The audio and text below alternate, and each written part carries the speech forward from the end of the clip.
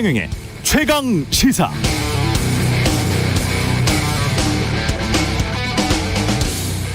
네, 이렇게 북한이 미사일 쏘고 나면 우리는 어떻게 대응해야 하나 늘 고민입니다. 지난 문재인 정부에서는 최대한 군사적 대응 자제하면서 북한을 비핵화의 장으로 이끌려고 했고, 이번 윤석열 정부에서는 당신들이 쏘면 우리도 쏜다 이렇게 대응하고 있습니다. 물론 윤석열 정부도 대화의 문은 언제든 열려 있다는 것을 강조하고는 있으니까요. 북한이 달라진 한국 정부의 대응 방식이 어떻게 태도 변화를 보일지는 좀 더 지켜봐야겠습니다만, 다만 이 근본적인 질문만은 절대 놓쳐서는 안 될 것 같습니다. 윤석열 정부가 한미 동맹을 더욱 강화하고 대규모로 한미 연합훈련을 하고 북한이 미사일 쏘면 우리도 쏘는 방식으로 대응하는 목적, 그 목적은 그렇게 함으로써 북한의 무모한 도발을 억제해서 한국민, 우리나라 국민을 더 안전하고 평화롭게 지킬 수 있다는 것이겠죠. 설마 대내외적으로 북한에게 그냥 강경하게 보이는 것, 결과적으로 그래서 남북대체 긴장 상황을 더 악화시키는 것이 목적은 아닐 겁니다. 윤석열 정부의 정책들이 한반도 평화 유지를 위한 것이리라 믿습니다. 네, 안녕하십니까. 6월 7일 세상에 이익이 되는 방송 최경영의 최강시사 출발합니다. 저는 KBS 최경영 기자고요. 최경영의 최강시사 유튜브에 검색하시면 실시간 방송 보실 수 있습니다.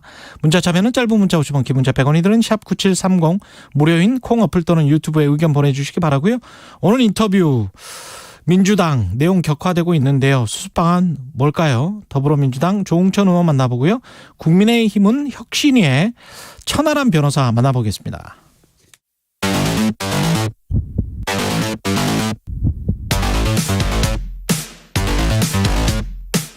오늘 아침 가장 뜨거운 뉴스 언박싱. 네, 뉴스 언박싱 시작합니다. 민동기 기자, 김민아 시사평론가 나와 있습니다. 안녕하십니까? 안녕하십니까? 예, 현충일 추념사 관련해서 대통령의 간단하게 짚어보겠습니다. 그러니까 윤석열 대통령이 어제 이제 현충일 추념사에 이제에서 북한의 핵미사일은 한반도는 물론 동북아 세계 평화를 위협하는 수준에 이르고 있다. 그래서 북한의 어떠한 도발에도 단호하고 엄정하게 대처할 것이다. 이렇게 강조를 했는데요. 이 내용과 함께 이제 제복 입은 분들의 실질적으로 대우를 받는 그런 이제 국가를 만들겠다라고도 이 보훈 정책에 대해서도 이제 입장을 좀 명확히 했습니다.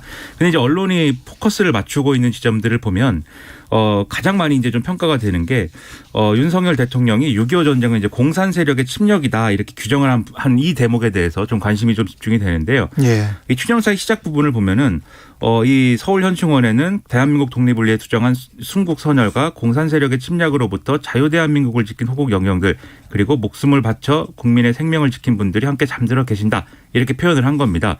이게 공산 세력의 침략이라는 표현은 사실 역대 정부에서도 이제 이 최근에 쓰지 않았던 표현들이기 때문에, 예. 이전에 보수 정부에서도 쓰지 않았던 표현이기 때문에 이게 좀 지나치게 좀 이념적인 접근을 대통령이 한 그런 발언 아니냐라는 비판이 한쪽에서 나오고 있는데요. 그리고 여기에 더불어서 과거의 보수 정부가 원칙적 수준에서라도 대화, 통일, 평화 이런 언급을 한 것과는 달리 북한을 향해서 대화나 평화를 촉구하는 메시지가 좀 없었기 때문에 이런 점은 좀 아쉽다, 이런 반응이 나오고 있습니다. 외국 언론에서 이런 지금 한반도의 상황을 어떻게 보는지도 좀 유심히 관찰해 봐야 될 것 같고요. 공산 세력의 침략은 맞죠. 그건 맞는데 역사적 사실이긴 한데, 한국과 북한이 너무 대립적인 구도로 나가는 것에 관해서 남의 나라 이야기라고 분명히 보고 있거든요.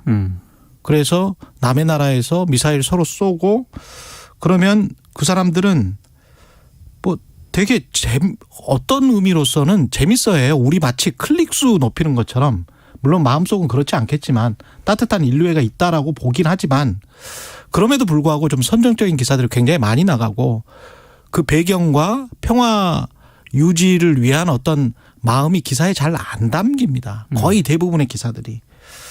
그런 것들이 한국 언론에도 전염되고 있는 상황, 혹시 보수 정권에서 늘 그랬듯이, 특히 박근혜 정권에서 그랬었거든요. 박근혜 정부 때. 그런 상황으로 가면 안 됩니다. 우리한테 좋을 게 하나도 없습니다. 참고로 문재인 정부에서 지난해 1년 전에 이 현충일 추념사에서는요. 문재인 전 대통령이 북한을 직접적으로 언급은 안 했습니다. 네. 예, 이게 굉장히 큰 차이점인 것 같습니다. 근데 이 공산 세력이라는 표현에 대해서 잠깐 뭐 말씀을 드리면은 네. 이게 뭐 우리가 공산주의를 얘기하면 안 된다 뭐 이런 게 아니고 또 네. 무슨 뭐 이 한국 전쟁의 뭐 이런 본질을 뭐 우리가 뭐 외면하자 이런 게 아니라 네. 일반적으로 공산 세력 이렇게 하면은 이게 북한의 어떤 침략 이런 것에 더불어 가지고 중국하고 러시아까지 다 포함하는 그런 냉전적인 구도를 얘기하는 거거든요. 아, 그렇죠. 그 포인트는 중요하네요. 그렇죠. 근데 이제 지금 상황이 지금 현재 국제 정치로 봤을 때 그렇죠. 이제 북한이 미사일 쏘고 이런 거에 대해서 미국이 유엔 안보리에서 이제 지난번에 ICBM 포함한 미사일 발사에 대해서 대북 제재를 하자고 그랬는데 중국 러시아가 이 안보리에서 반대를 해가지고 이게 무산됐어요. 근데 거기에 대해서 그걸 알면서도 대북 제재를 강행하려고 했던 이유는 중국하고 러시아가 북한하고 한편 먹고서는 이게 우리하고 이렇게 대립하는 거다 한미라고 그렇지. 이 구도를 계속 만들어가는 건데 이 구도 속으로 이제 일부분 지난번에도 말씀드렸듯이 우리가 일부분 이제 발을 걸칠 수밖에 없는 신세긴 합니다만 적극적으로 우리가 이 부분으로 계속 이제 파고 들어갈 수밖에 없는 그런 것들을 계속 이제 강화하는 거는 또 우리 국익하고 충돌하는 부분이 있을 수가 있기 때문에 그렇습니다. 좀 신중할 필요는 있겠다 이런 네. 지적이 나오는 거죠.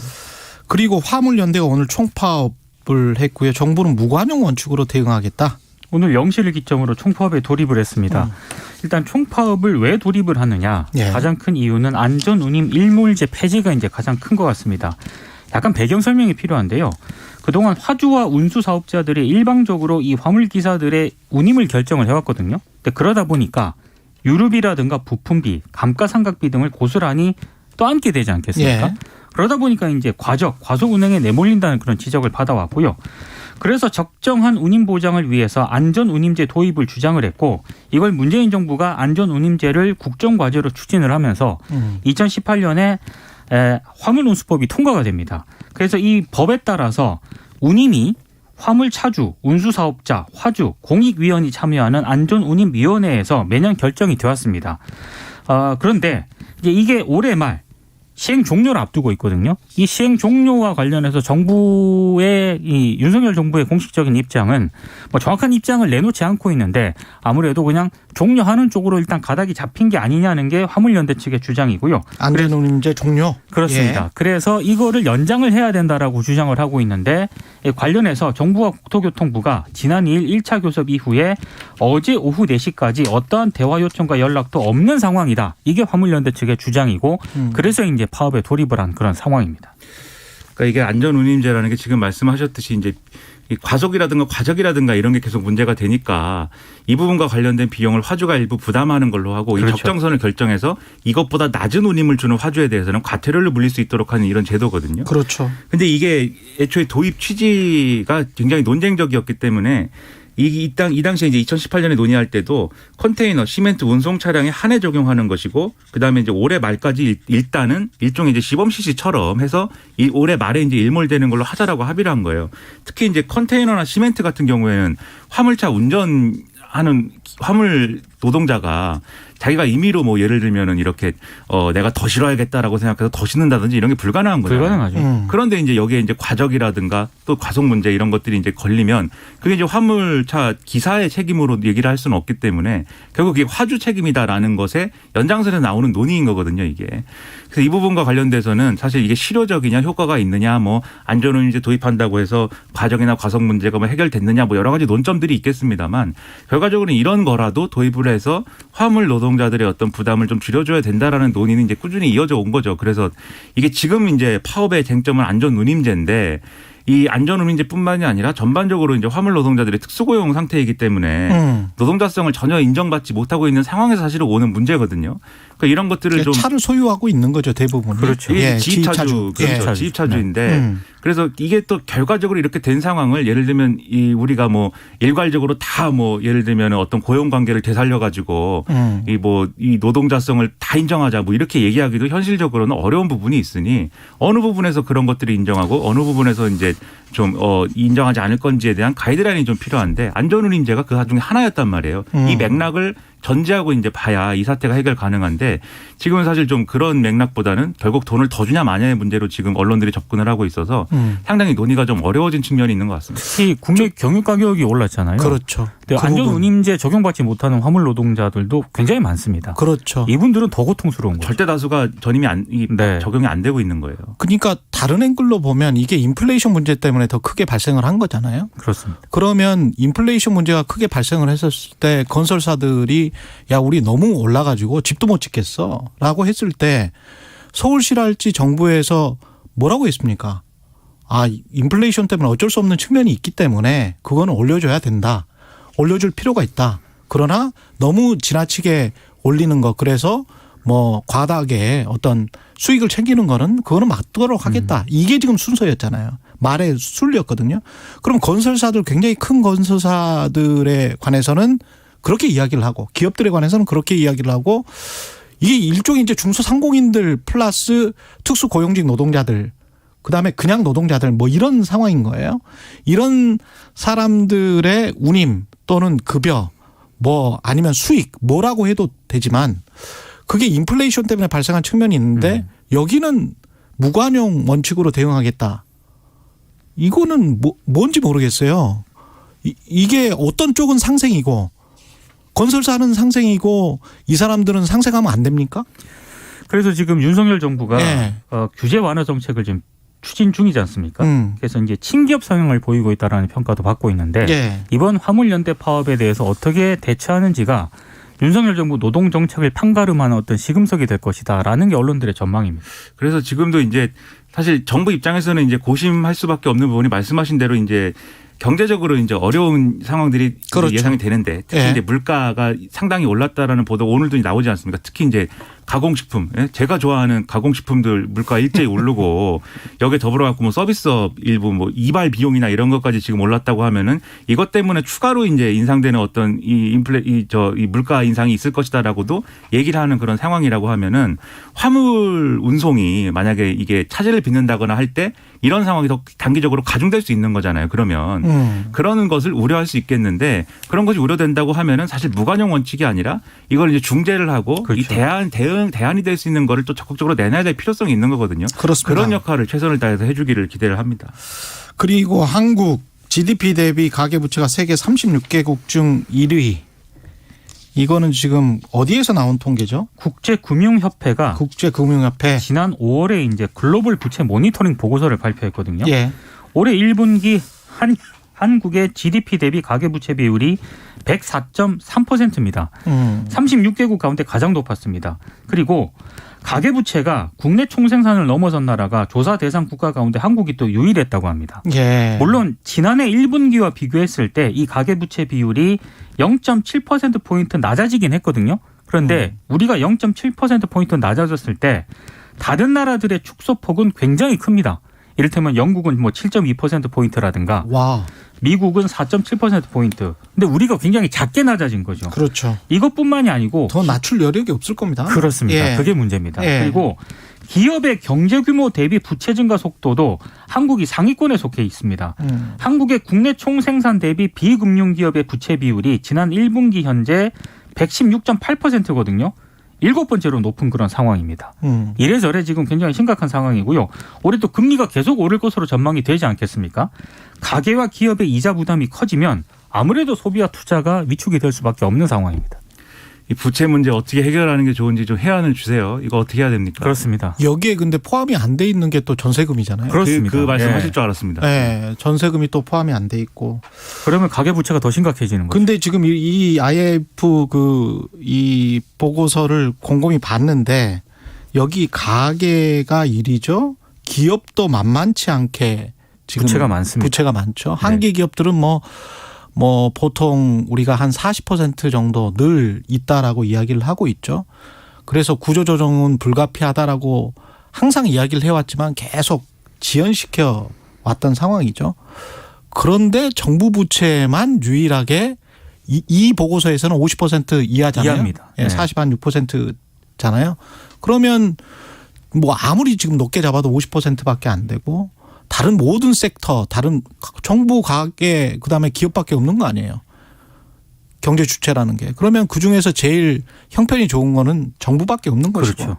정부에서 어떻게든 뭘 했어야 되는데 지난 정부 내내 돈을 조금 쓰려고 하면은 그렇게 해서 추경 펑펑이고 세금 펑펑인데 이거 절대 안 된다. 국가 부도난다. 그렇게 이야기를 했잖아요. 그렇죠. 근데 국가 정부 부도는 전혀 걱정할 게 없고요. 지금 현재 상황으로는 가계 부도와 한계 기업 부도에 관해서 걱정을 해야 되는 거지 않습니까? 그러면 거기에 관해서 집중해서 자원을 선택 배분해야 되는 게 당연한 거 아닙니까? 그렇습니다. 정부가 할 수 있는 경세 재민이라는 것은 결국은 자원을 효율적으로 배분하는 거잖아요. 근데 그 자원 이게 재정 자원이지 않습니까? 돈이잖아요. 그거 적절하게 배분을 해야 되겠죠. 그 원칙을 지키지 않으면 뭐 그냥 또 구조조정을 하는 수밖에 없습니다. 네. 가계부채의 성격이나 이런 것들은 심층적으로 좀 봐야 될 필요가 있는 게 이게 뭐 말씀하신 대로 전세금 문제도 있고 여러 가지 맥락들이 있는데 예를 들면 이제 윤석열 정부에서는 또 앞으로 아무래도 지난 정부에 이제 부동산 문제가 어쨌든 정권 교체론에 어떤 불을 당기는 역할을 했기 때문에 집을 더 잘 마련할 수 있게 해주는 쪽으로 정책을 많이 끌고 가야 되지 않습니까? 지금 윤석열 정부 입장에서는. 그렇죠. 근데 당장 이제 한 8월인가요? 대출 규제 완화나 이런 것들이 또 예정돼 있는 그런 상황이고 이런 것들이 지금 어떤 이 부동산 경기의 하방 압력이나 이런 것들을 또 상쇄시키는 역할을 할 수 있을 것으로 또 기대하는 측면들이 있기 때문에 이런 것들이 근데 또 이 가계부채 문제랑 엮어서 보면은 가계부채 문제를 심화시킬 수 있는 그런 요인들로 작용을 할 거잖아요. 그러니까 이런 것들이 앞으로 계속 좀 있을 것인데 이게 어쩔 수 없는 부분도 있겠지만 여기에 또 대당하는 또 다른 어떤 정부의 역할이 또 필요한 거지 않습니까? 그 부분은 지금 말씀하신 것처럼 정부가 이제 주도적인 역할을 이 부채 문제에 대해서 대응하는 역할을 해야 되는 것인데 그런 것들이 또 앞으로 잘 될 것이냐에 대해서 아직은 뭐 그럴 계획이 없는 상황이어서 좀 그런 계획이 나왔으면 좋겠습니다.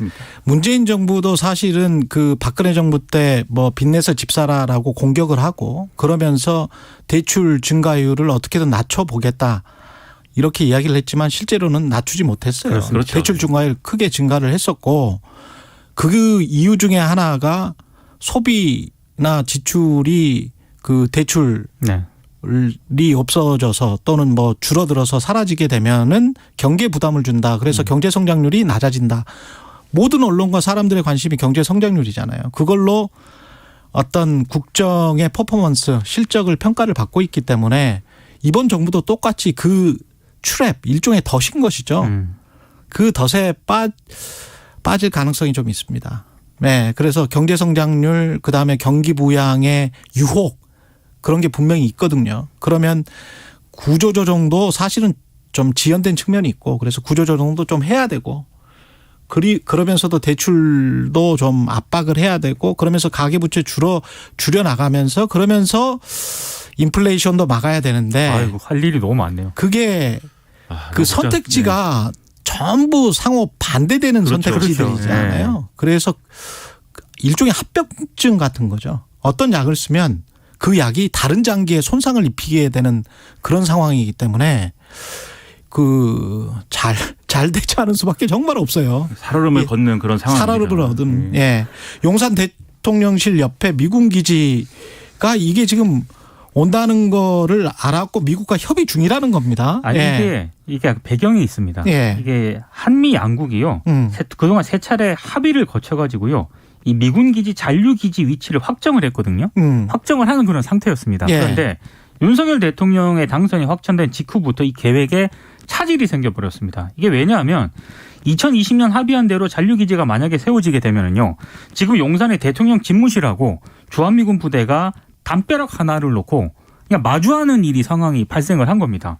근데 이게 대통령 집무실 인근에 미군 부대가 상주하는 나라가 없잖아요. 그러다 보니까 이게 뭐 도감청 문제 등의 문제도 발생할 수 있고 그래서 이런 문제들 때문에 지금 정부가 잔류기지를 대체할 장소를 물색하는 쪽으로 이제 협상을 시작을 했다는 그런 내용인데 문제가 좀 있습니다. 왜냐하면 이게 우리 측 사정 변경으로 부지를 새로 찾아야 되는 그런 상황이지 않습니까?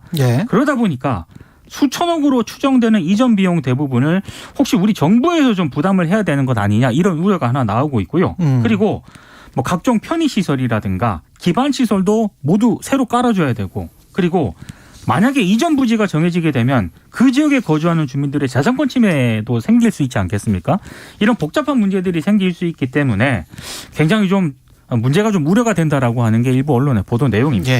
제일 좋았던 거는 이제 이런 문제, 이런 쟁점들을 어느 정도 다 해소한 상태에서 집무실 이전을 하는 게 제일 좋았을 것 같은데. 그렇죠. 근데 그거는 뭐 어쩔 수가 없지 않습니까? 지금 여기서도 많이 비판을 했는데 집무실 이전이나 이런 게 다소 졸속적으로 갑작스럽게 진행된 부분에 대해서는 비판을 많이 했는데 이미 옮겨버린 거니까 이제 지금 이제 그런 얘기 하기는 좀 뭐한 것이고 그래서 이거는 이제 협상을 잘 하는 수밖에 없는데 이것과 더불어서 또 걱정이 많이 되는 게 영산공원 조성하는 문제에 있어서도 계속 미군 기지에 이제 그 오염물질 정화 그렇죠. 비용이나 이런 문제를 계속 거론하는 거잖아요. 예. 근데 전 세계적으로 미군 기지 정화 비용이나 이런 것들을 미국이 그냥 뭐 선심 쓰듯이 그럼 그거 저희가 뭐 알아서 하겠습니다. 이런 예가 없거든요. 예. 한 군데도 없기 때문에 결국 이제 우리가 다 부담하는 상황이 될 수가 있기 때문에 이런 부분을 다 종합을 해가지고 미국하고 우리가 그래도 미국의 동맹국으로서 지금 역할을 충실히 하겠다고 하는데 이런 부분에 대해서 양보를 얻어낼 수 있으면 얼마나 좋을까 이런 생각입니다. 김종대 전 의원하고 8시 한 45분쯤에 관련해서 좀 이야기를 하기로 했습니다. 그리고 정진석 의원과 이준석 대표 관련해서 이준석 대표가 자기 정치를 하고 있다? 이렇게 지금 비판을 하고 있는 겁니까? 그러니까 이준석 의원이? 대표가 혁신이 예. 출범을 시키고 우크라이나 방문을 한 거를 정진석 의원이 자기 정치한다라고 비판을 했고요. 예. 그리고 권성동 원내대표도 혁신이 관련 질문에 좀 성급한 측면이 있다. 혁신이 출범부터 발표를 하고 인적 구성하고 논의 대상을 나중에 결정하는 건 앞뒤가 바뀐 측면이 있다. 이렇게 이준석 대표를 공개적으로 비판을 했습니다. 그러니까 여기에 또 이준석 대표가 우크라이나에 가 있는데 SNS에 어차피 기차는 갑니다. 이렇게 글을 썼거든요. 그러니까 아무래도 혁신의 방향으로 간다는 그런 의미로 일단 해석이 되고 있고요. 결국에는 이분들이 왜 이러느냐가 이제 관심 아니겠습니까? 그렇죠. 결국에는 여권 권력 투쟁이 시작이 됐다라고 하는 게 대다수 언론의 해석이고요. 참고로 전진석 의원은 당권 주자로 분류가 되고 있습니다. 이준석 대표도 이제 지방선거 이후에 주도권을 잃지 않으려고 여러 가지로 지금 이런저런 시도를 하고 있는 거 아니겠습니까? 예. 그러니까 이제 하나는 이제 결국에는 여권 권력 투쟁의 서막이라는 거고 또 하나는 이준석 대표와 윤핵 간의 2차전 성격도 좀 있는 것 같고요. 예. 다른 당권 주자들도 지금 여러 가지 좀 움직이고 있거든요. 이를테면 김기현 의원 같은 경우에는 당내 의원 모임을 새로 구성하고 지난 3일부터 또 가입 신청을 받고 있다라고 하고요. 안철수 의원도 지금 정책 포럼을 개최하면서 당내 지평을 넓혀갈 그런 계획이라고 하는데 전체적으로 보면은 이제 주요 당권 주자들의 움직임이 시작이 됐다 이렇게 보시면 될 것 같습니다. 그러니까 지금 뭐 24일에 당 윤리 전체 회의가 예정이 돼 있는 거잖아요. 그리고 여기서 이제 이준석 대표권을 논의를 하는 건데 당 대회에서 나오는 얘기들을 보면은 어제 성일종 의원처럼 이제 이거 뭐 이 선거를 2번이나 대승한 대표를 그렇게 흔드는 것은 적절치 않다 이런 의견도 있지만 그래도 여기서 결론이 뭔가 나오지 않을까라고 하는 얘기도 있는 것 같아요. 그래서 예를 들면은 이게 뭐 이 어떤 품위 유지 의무 위반이라든가 이런 거에 해당하는 문제이기 때문에 아무리 양보를 해도 당원권 정지라든가 이런 징계는 불가피한 거 아니냐 이런 얘기가 막 나오거든요. 지금 언론 통해 가지고. 그래요? 네. 그런 얘기도 있는 거죠. 반대 얘기도 분명히 있습니다. 반대 얘기 어제 성일종 의원은 그렇죠. 전혀 아니다 이렇게 그렇죠. 이야기하고 그렇습니다. 네. 예. 그러다 보니까 지금 당권 주자들도 예를 들면 이준석 대표 임기가 채워지면은 내년 6월에나 사실 전당대회고. 그렇죠. 그러면 이제 내년에나 들어가서나 이렇게 막 활발하게 움직이는 건데 다들 이제 혹시 하고 있는 것이고 그 전초전이 지금 벌어지고 있는 거거든요. 근데 이게 결론적으로 얘기하면은 결국 이게 권력의 속성상 마지막에 칼자루 쥐고 있는 건 사실은 이제 윤석열 대통령과 그 주변에 그렇죠. 핵심 권력의 핵심부입니다. 그렇습니다. 사실 거기에 의향이 뭘까를 생각하면서 이제 두고 있는 어떤 그러한 수싸움이어가지고 상당히 흥미진진하게 진행이 되는 것이죠. 정진석 의원 페이스북에 이렇게 나와 있는 그 와중에 지방선거 와중에 이준석 당대표가 제대로 중심을 잡았느냐. 국민의힘은 윤석열 대통령에게 큰 빚을 졌습니다. 국민의힘이 그 빚을 갚는 길은 여당으로서 굳건하게 윤석열 정부를 뒷받침하는 일이라고 저는 생각합니다. 그러니까 이제 정진석 의원 등은 예. 이준석 대표가 윤석열 대통령하고 코드 안 맞는다 이제 이거 지적하는 거고. 그런 것 같아요. 약간. 그리고 예. 이준석 대표는 나는 혁신을 하려고 하고 시스템 공천 앞으로 할 것인데 공천권 노리고 지금 당대표직 노리면서 윤핵관들이 움직이고 있는 거 아니냐. 그거 잘 되겠느냐. 이렇게 반격하고 있는 거거든요. 근데 본질이 그것인지는 아직은 잘 모르겠습니다. 본질이 예. 그거라기보다는 다른 쪽에 있지 않을까라는 생각도 좀 듭니다. 예. 좀 더 지켜보죠. 뉴스 언박싱 민동기 기자 김민아 평론가였습니다. 고맙습니다. 고맙습니다. KBS 1라디오 최경영의 최강시사 듣고 계신 지금 시각 7시 44분입니다. 일상으로 돌아가는 오늘도 강원 동해안엔 비가 내리고 있습니다. 강원 영동에 낮까지 5mm 정도만 더울 텐데 오늘까지 바람이 강해서 주의하셔야겠고요. 강원 남부 내륙은 낮부터 최대 20mm의 소나기가 내릴 수 있겠습니다. 충청 이남에도 밤까지 비 소식이 있습니다. 아침에 충남과 전라권, 제주를 시작으로 오후에 경기 남부와 강원 영서 남부, 충북 경상권으로 확대하겠습니다. 충남과 남부 곳곳에 최대 30mm, 경기 남부와 강원 영서, 충북엔 5에서 10mm가 오겠습니다. 한낮 기온은 강릉이 18도, 대전 24도, 광주, 대구 22도 등 충청 이남으로는 어제보다 좀 낮겠고요. 서울은 25도로 어제와 비슷하겠습니다. 지금 서울의 기온 17.1도입니다. 날씨 정보 박다효입니다. 이어서 이 시각 교통정보입니다. KBS 교통정보센터의 이승미 씨입니다.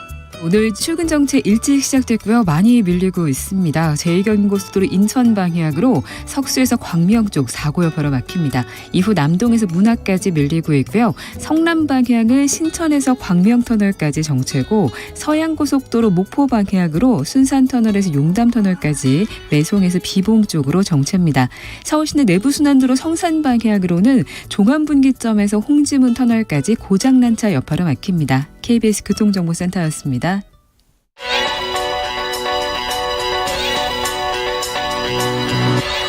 최강 시사 이상민의 눈. 네, 이상민의 눈 나라살림연구소 이상민 수석연구위원 나와 계십니다. 안녕하세요. 예, 안녕하세요. 예, 오늘 주제가 물가네요. 예. 요즘 물가 많이 오른다는 거 모두가 다 알고 있죠. 예. 5% 가까이 오르고 있는데요. 정부가 물가 대책을 최근에 내놨는데요. 그 관련돼서 얘기를 좀 했으면 좋겠습니다. 예. 일단 정부의 물가 잡는 정책 이게 있습니까? 어떤 게 있을까요? 감세를 통해서 예. 물가를 잡는다라는 정책을 최근에 내놨어요. 근데 우리가 보통 예전 보면은 물가 잡는 방법이 가격 정책을 했었잖아요. 혹시 그렇죠. 기억나시죠? NB 물가. 최준경 산업자원부 장관이 갑자기 생각이 나네. 그렇죠. 예. 회계사였기 때문에 내가 원가 계산 다 해가지고. 예, 맞습니다. 정유사들 한번 손을 봐주겠다는 식으로 이야기를 해서. 예. 그때 정유사들의 주가가 폭락했었던 그런 그렇죠. 적이 있었습니다. 그래서 과거에는 직접적으로 가격을 이렇게 잡겠다라는 정책을 폈어요. 근데 이번 정부는 직접적으로 가격을 잡는 것이 아니라 세금을 인하해서 물가를 잡겠다라는 정책을 좀 새로운 정책이죠. 이런 정책을 폈습니다. 어떻게 보면은 기조랑 다른 나라들도 이 비슷한 게 있지 않습니까? 지금 로이터 보니까 최근에 미국이 중국 관세 트럼프 때 매겼던 관세 조금 인하하려고 하는 것 같은 그런 느낌도 있더라고요. 예, 관세 같은 경우는 이론적으로는 인하하면은 아무래도 세금은 관세를 인하하면은 물가는 좀 낮아질 수는 있는데. 그렇죠. 그런데 이게 실질적인 효과가 있는지는 좀 의문이에요. 왜냐면은 우리나라 같은 경우는 전 세계에서 FTA를 가장 많이 체결한 국가라고 되거든요. 이미 관세가 낮다. 그렇죠. 이미 관세가 거의 없어서 실제로 이번에 가장 문제가 식료품이잖아요. 식료품 같은 경우는 FTA 체결국에서 수입하는 양이 80%가 넘는데요. 그렇다면은 지금 현재 관세를 내려도 굉장히 그 효과는 제한적이다라는 건데, 근데 다른 나라도 비슷하다라고 말씀하셨는데 다른 나라는 반대인 경우도 있어요. 그러니까 그렇죠. 이 미국 같은 경우는 우리나라보다 물가가 지금 더 오르고 있거든요. 그렇죠. 훨씬 이 바이든 정부 같은 경우는 오히려 감세가 아니라 증세를 해서 물가를 잡겠다라는 얘기도 하고 있는. 한편으로는 법인세, 소득세 올린다고 또 그러고 있으니까. 그러니까 이게 법인세 같은 경우는 올리면은 아무래도 이게 유효 수요가 좀 낮아지잖아요. 그러니까 세금이 올라가면은 소비를 좀 덜 하게 되니까. 그렇죠. 그런 식으로 해서 물가를 잡겠다, 증세를 통해서 물가를 잡겠다라는 미국의 정책이 있고, 우리나라는 거꾸로 감세를 통해서 물가를 잡겠다라는 정책이 있으니까 언뜻 보면 꼭 이게 반대처럼 보이기도 하죠. 그렇습니다. 아직 중국에 대한 트럼프 때 매겨졌던 관세는 어떻게 될지는 모르겠고 그런 이야기가 지금 아주 최신 소식이어서 제가 잠깐 전해드렸고요. 그러면 법인세나 소득세를 인상해서 물가를 잡을 수 있습니까? 아니면 관세를 인하해서 물가를 잡을 수 있습니까? 우리 같은 경우는 근데 아까 이미 관세를 많이 인하해놨기 때문에 그렇죠. FTA를 많이 체결해놔서 별 효과가 없다. 그러니까 이론적으로는 뭐 둘 다 맞을 수도 있는데요. 실질적으로는 저는 둘 다 틀릴 수도 있다고 봐요. 둘 다 틀릴 수도 어느 있다. 게 맞고 어느 게 틀리다라고 정확하게 말을 할 수는 없는데요. 그렇죠. 그러니까 뭐 관세는 FTA 때문에 효과가 좀 적다라는 것은 뭐 예측할 수 있는 거고요. 그리고 소비세, 그러니까 부가가치세죠. 그러니까 부가가치세도 좀 낮춘다라고 정책을 발표했어요. 뭐 이론적으로 보면은 부가가치세인 그러니까 소비세인 부가가치세를 낮추면은 그만큼 물가가 낮아질 수도 있을 거라고 생각하는데요. 그렇죠. 근데 이것도 효과가 좀 제한적일 수밖에 없는 게 이게 과연 부가가치세를 낮춘 것만큼 그만큼 물가가 낮아질까? 생산자 입장에서는 자기의 생산자가 가져가는 이익을 더 많이 더 챙긴다라면은 그만큼 그 가격은 실제로 낮아지는 부분은 제한적이거든요. 세금은 떨어뜨리는데 기업의 수익은 뭐 그대로 계속 그렇죠. 좋게 되고 그러나 가격은 그냥 유지되거나 계속 높아지고 그럴 수가 있다. 그래서 세금이 내려간 것만큼 그만큼 가격이 내려갈 것 같지는 않고요. 그래서 어느 정도 가격 인하 효과와 그 생산자 잉여 효과가 이게 좀 나누어서 나타나서 이런 정책이 뭐 완벽하게 현실에서 성공을 거둘 거라고는 예측하지는 않고요. 그 자본주의 시장에서 우리가 민주주의고 또 자본주의지 않습니까? 그런데 그렇죠. 이제 자본주의 시장에서 정부가 가격 낮춰 기업들에게 이렇게는 못하는 거 아니에요? 그렇죠. 그러니까 저는 뭐 이번 정책이 특별히 잘못했다라기보다는 정부가 물가를 조절하는 것은 굉장히 어려운 거예요. 그렇습니다. 그러니까 뭐 이 금리를 올려서 물가를 잡는다. 이것은 뭐 어느 나라든 다 쓰고 있는 방법이고 우리나라도 쓰고 있는 방법인 거고요. 근데 이것을 금리를 제외하고 이런 식으로 가격 조절 정책을 한다든지 아니면은 세금을 낮춘다든지 하는 것이 과연 물가 인하 효과가 얼마나 있을까라는 의문이 생기고요. 실제로 정부도 이런 정책을 통해서 뭐 세금은 한 1조 원 가까이 줄어들지만 물가 인하 효과는 한 0.1% 정도가 될 거다라고 예측을 하고 있어요. 근데 그 예측의 그 프로젝션 하에서도 만약에 뭐 원유 가격이 예상보다 더 높아지면 그러면 그 예측은 맞지도 않을 거 아니에요? 그렇죠. 근데 이 정책 효과만 봐서 물가 인하 효과가 0.1%포인트인데 그러니까 이 말은 뭐냐면은 세금 인하를 통한 부작용은 확실한 거고 이것을 통해서 얻어지는 긍정적인 효과는 0.1%포인트 정도밖에 안 되는 불확실한 그러니까 확실한 부작용을 가지고 불확실한 이득을 볼 수 있는 정책이다라는 건데요. 그러네요. 그러니까 저는 그런 의미에서 조세 정책은 조금 더 롱텀 좀 긴 중장기적인 그런 계획을 통해서 봐야 될 것 같아요. 우리 부가가치세 같은 경우는 굉장히 단순한 세제잖아요. 아주 박정희 때 만든 다음부터 지금까지 세율도 한 번도 오르지도 않고 인하되지도 않고 그리고 그 사이에 정권이 굉장히 많이 바뀌었지만 모든 정권은 좀 부가가치세 예외되는 품목, 비과세 예외를 조금씩 없애고 점점 부가가치세 범위를 더 확대를 하는 것이 우리가 항상 일관적인 부가가치세 이 발전 방향이었어요. 그런데 이번에 잠깐 요 물가 대책으로 요 부가가치세를 조금 더 일관적인 합의와는 반대되는 방식으로 하는 거가 과연 이 세금 제도를 통해서 이런 물가나 아니면은 이 가격 같은 것들을 이걸 잡는 거가 과연 올바른 방향인가라는 근본적인 물음을 할 수가 밖에 없죠. 그 재산세 같은 경우는 어떻습니까? 지난번에 키예프에서 대외정책연구원에서 그 비슷한 보고서가 하나 나온 적이 있는데 재산세는 높이고 양도세는 낮추는 게 부동산 가격 안정에도 좋고 여러 가지로 좋다. 그러니까 이런 물가를 잡기 위해서 이 부가치세를 낮춘다라는 것은 이론적으로는 그래도 말이 됩니다. 그런데 재산세를 낮춘다라는 것은 이건 이론적으로도 정반대거든요. 그렇죠. 무슨 말이냐면은 재산세가 낮아지면은 나의 그 가처분 소득이 올라가잖아요. 그렇습니다. 가처분 소득이 올라가면은 난 소비를 더 많이 하게 되고 소비를 많이 하게 되면은 물가는 오히려 더 올라갑니다. 그리고 재산세를 낮추면은 부동산 가격이 높아지면은 물가는 또 더 올라가게 되는 거고요. 그렇죠. 그런 의미에서 이 물가를 낮추는 대책에서 뭐 다른 거는 몰라도 재산세를 낮춘다는 것은 이건 이론적으로도 맞지 않는 그런 방법이라고 생각이 되죠. 정부 출연 연구기관에서도 똑같은 이야기를 지금 했었고 지난 5월이었나요? 이미 했었기 때문에 이거는 뭐 사회과학적으로는 증명됐다고 봐야 되는데. 그렇죠. 그 지난 정부에서도 이게 사실 양도세 같은 이런 조세 정책을 통해서 부동산 가격을 잡으려고 그런 노력을 했었거든요. 우리 모두가 알지만 사실 실패했잖아요. 마찬가지로 이번 정부에서도 이런 재산세 아니면 뭐 부가치세, 관세 등을 통해서 물가를 잡으려고 하는데 이 조세 정책 정책은 자기 본연의 목적이 있다고요. 예. 어떤 조세 정책이라는 원칙이 있고 그리고 이런 경기 조절이라는 목적을 통해서 조세 정책을 활용한다라는 것이 과거의 경험으로 봤을 때 이것이 성공한 예가 별로 없습니다. 그렇죠. 그래서 조세 정책은 조세 정책대로 보고 다른 경기 조절 목적은 조세 정책이 아닌 다른 방법을 쓰는 것이 더 효과적이지 않을까라는 생각을 가지고 있습니다. 그러면 어떻게 해야 될까요? 물가 결국 금리밖에 없습니까?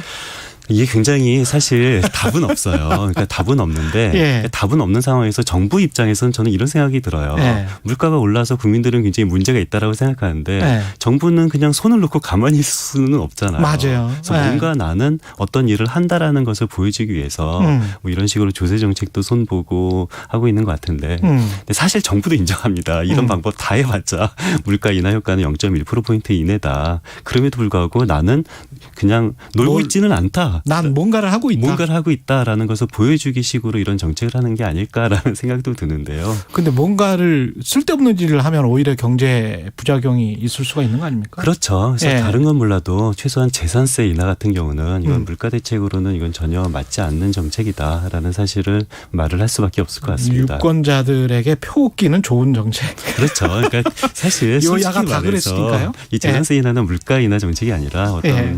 좀 유권자들에게 그런 정책이지 않을까라는 생각이 듭니다. 예, 지금까지 나라살림연구소 이상민 수석연구위원이었습니다. 고맙습니다. 예, 감사합니다. 예.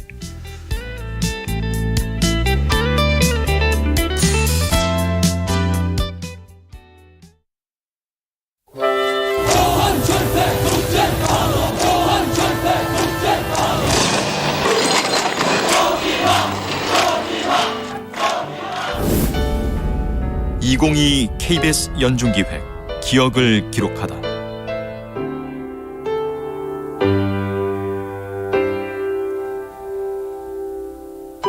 그 80년 민주화의 봄이 오는 줄 알았어요. 박정희가 죽고. 그런데 그 군부 전두환이라는 군인들이 다시 구태타를 함으로 인해서 시민들은 분개했죠. 일반 시민도 이건 아닌데, 그렇지만 힘이 없어서 그 사람들을 한글을 하는 방법 몰랐는데 87년 민주항쟁이 일어나니까 거기에 모든 시민이 다 나와서 환호하고 저도 동참했습니다.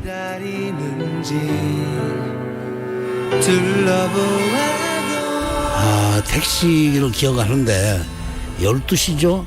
예, 성공의 성당에서 12시에 타종을 합니다. 타종을 하면서 일반 차들이 크락션을 누르는 그것도 퍼포먼스로 저도 그 현장에 같이 있었어요. 우리는 함성을 했고 군부독재 물러나라. 이게 우리 그때의 구호였습니다. 민주화운동 과정에서 아들을 잃은 전국민족민주유가족협의회 장남수 회장은 기억합니다. 장남수 회장은 원래 생업으로 꽃을 재배하던 평범한 농민이었습니다. 숨죽이며 말 한마디조차 자유롭게 할 수 없던 30여 년 전 6월, 시민들은 택시의 경적 소리에 용기를 얻어 거리로 쏟아져 나왔고 덕분에 민주주의의 꽃이 피기 시작했습니다. 당신과 대한민국의 기억, KBS가 기록합니다.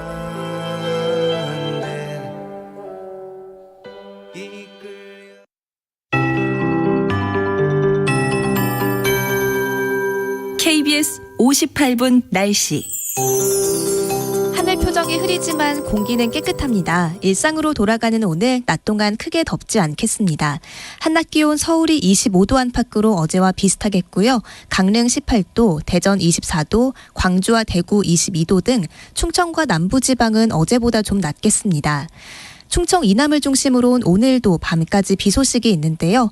아침에 충남과 전라권, 제주도를 시작으로 오후엔 충북, 경상권, 또 경기 남부와 강원 영서 남부에도 비가 오겠습니다. 충남과 전북, 제주도는 내일 새벽까지 이어지면서 최대 30mm의 비가 오겠고요. 남부 곳곳에 5에서 30mm, 충북 등 그 밖의 지역엔 최대 10mm가 오다가 오늘 밤 대부분 그치겠습니다. 강원 동해안은 지금도 비가 오락가락 내리고 있는데 어제보다 빗줄기는 많이 약해졌습니다. 강원 영동에 낮까지 5mm 정도만 더 오겠습니다. 다만 오늘까지 바람이 순간풍속 초속 15m로 강하게 불어서 주의가 필요하겠습니다. 해안가엔 모레까지 너울성 파도가 높게 일겠습니다. 강원 동해안, 경상권 해안, 제주도 해안에 너울에 의한 높은 파도가 밀려와 위험할 수 있으니까요. 당분간 해안가 접근은 자제하시는 게 좋겠습니다. 지금 서울의 기온 18도, 습도는 61%입니다. 박다효입니다.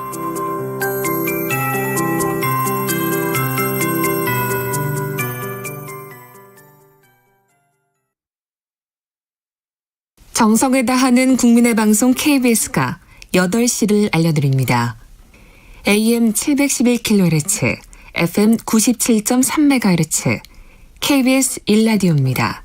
HLKA.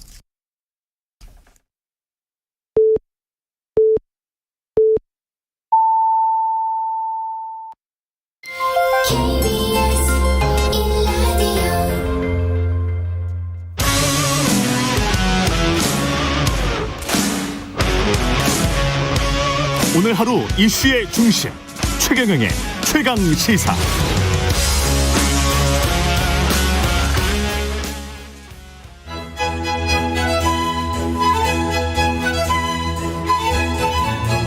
최경영의 최강 시사. 조응천의 좋은 정치. 네, 월간 조응천의 좋은 정치, 누구의 눈치도 보지 않고 거침없는 쇄신 주문하는 정치권의 미스터 쓴소리, 더불어민주당 조응천 의원과 함께 오늘도 뜨거운 정치 현안들 좀 들여다 보겠습니다. 더불어민주당 조응천 의원님 나오셨습니다. 안녕하세요. 예. 지금이 진짜 미스터 쓴소리가 필요한 시기네요. 특히 민주당에게.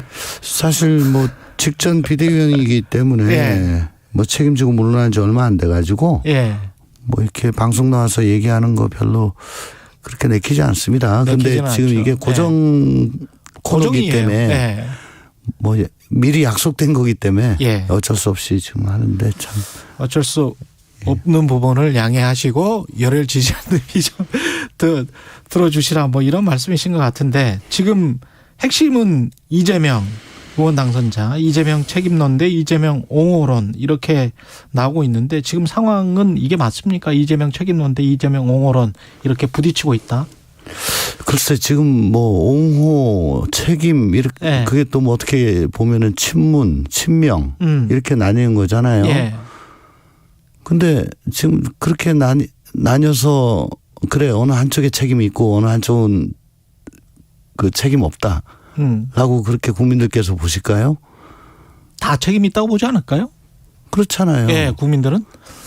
지금 이재명 책임론 얘기하는 친문. 그들은 그러면 5년 집권 기간 동안 뭐 했습니까? 뭐 패권적으로 당 운영했고 결국 뭐 국민통합 염두에 두지 않고 예. 그렇게 운영해서 결국은 민심이 떠났지 않았습니까? 예. 오만과 독선, 무능, 내로남불. 그 뭐 완전 우리 당 아이콘이 돼버렸죠. 결국 대선 기간 내내 정권 교체론이 항상 우위를 점했잖아요. 예. 그게 누구 때문입니까? 친문 때문 아닙니까? 그리고 친명들은 그 이유긴 하지만 어쨌든 뭐 캠페인 기간 동안에 실책이 많았죠. 예. 또 대선 패배 후에 비대위 인선한다든가 특히 대선 패배 후에 검수완박법 강행 그걸로 완전히 질려버린 거 아닙니까? 예. 그리고 송영길 전 대표 차출하고 또 이재명 후보 자신이 개항으로 가고 또 김포공항 이전 공약 내걸고 뭐 이런 것 등등으로 실책 남발했죠. 예. 이건 또 지선 패배 주된 원인이 되는 거죠. 양쪽 다 책임이 있는 거죠. 근데 제가 그러면 이렇게 여쭤볼게요. 양쪽 다 책임이 있는 거는 다 그 대부분이 동의하실 것 같은데 누구한테 더 책임이 있습니까? 그거는 그리고 오버랩되는 부분이 상당히 예. 많습니다. 두 그룹 사이에. 예. 그리고 두 그룹 전부 다 강성 지지층에 지나치게 의존해 가지고 중도층 이탈을 뭐 가석시켰다, 방관했다, 두 그룹 다. 네. 네. 그래서 뭐 그 점은 부인할 수 없을 거예요. 그러니까 그 어느 쪽이 득세를 해가지고 뭐 당권을 잡아도 아 민주당이 쇄신했구나, 반성했구나 그렇게 여기지 않을 겁니다. 지금은 양쪽 다 남 탓할 게 아니고 그저 내 탓이다 라고 자책하고 반성할 때입니다. 남 탓할 게 아니고 내 탓이다. 자책하고 반성해야 될 때다.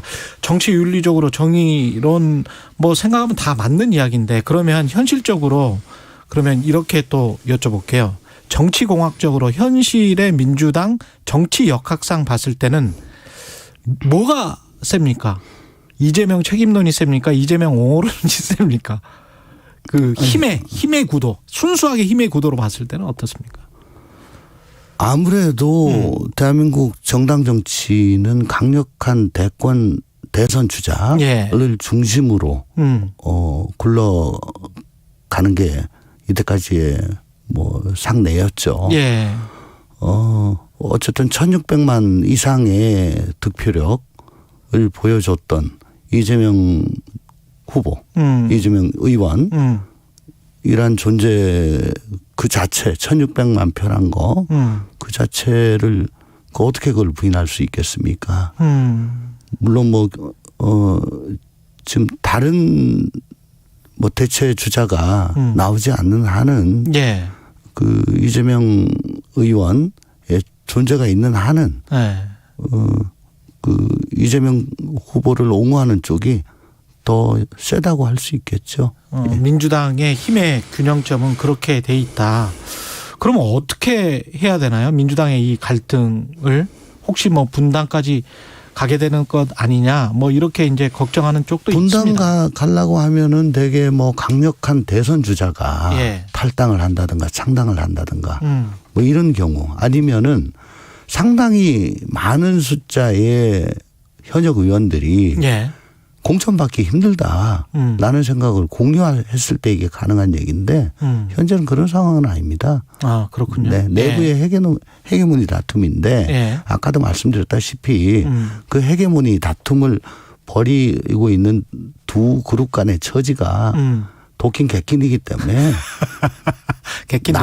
도끼인 객긴이다. 예, 예. 남 탓할 일이 아니다 이거죠. 예. 내 탓 운동을 해야 된다 이 말씀을 드립니다. 내 탓 운동을 하면서 자신의 탓이다, 나의 탓이다 이렇게 하면서 네. 수습은 구체적으로 그러면 비대위 구성은 어떻게 돼야 되고 전당대회 규칙, 룰 세팅은 어떻게 해야 되는지 그거를 좀 아이디어가 있으시면 말씀을 좀 해주세요. 비대위 구성은 어떻게 해야 될까요? 비대위 구성은 사실 요 직전 비대위의 구성이 그 절차적으로 하자가 많았다고 당 내부에서 그때 저 출범 당시 굉장히 파열음이 있었죠. 절차적 하자. 예. 예. 그래서 저희 비대위 그만둘 때 의총과 당무위 그리고 중앙위 인준까지 거쳐가지고 비대위를 구성해라. 예. 라고 하여 못을 박았습니다. 당원 그런 절차를 다 밟아라. 그래서 지금 의총을 계속하고 있는 거거든요. 오늘도 합니다. 예. 그리고 아이디어가 나온 게 이제 초선 그룹, 재선 그룹, 삼선 그룹, 4선 이상 그룹 이렇게 선수별로 대표 선수를 하나씩 내가지고 비대위원을 삼고 또 청년 여성 원외 이렇게 하나씩 하면 7명 되지 않습니까? 예. 거기다가 비대위원장 하나 예. 또 당연직 비대위원이 지금 원내대표거든요. 비대위원장은 어떻게 뽑히는 겁니까? 비대위원 뽑히면 거기에서 호소를 하는 건가요? 뭐 그럴 수도 있고 예. 아니면 별도로 할 수도 있고 영입을 할 수도 있고. 예. 뭐 그건 그러니까 그것까지 포함해서 의원총회에서 격론을 벌일 겁니다. 의원총회에서. 예. 그리고 오늘 오전에 재선 의원들 모여서 거기에 대해 가지고 의논을 할 겁니다. 그 비대위원장에게 어느 정도의 힘을 실어줘야 된다라고 보세요? 비대위원장이 단순히 전당대회 준비 전준위 네. 정도만 한다면 그건 안 되죠. 지금 사실 대선 때보다도 훨씬 더 지금 득표를 못했지 않습니까? 그렇죠. 한 600만 표 이상 지금 득표를 못했습니다. 낮은 투표율을 감안하더라도 또 검수완박 이런 걸로 중도층 이탈이 좀 심해진 거거든요. 그러니까 당 쇄신 반성 뭐 비전도 보여드리고 뭐 여러 가지 해야 될 일이 많아요. 예. 그래서 단순히 전당대회 잘 치러낸다 이거는 나중의 일입니다. 우선 반성 쇄신하고 대선 지선 패배의 원인 평가하고요. 예. 그래서 그 진단을 제대로 해야죠.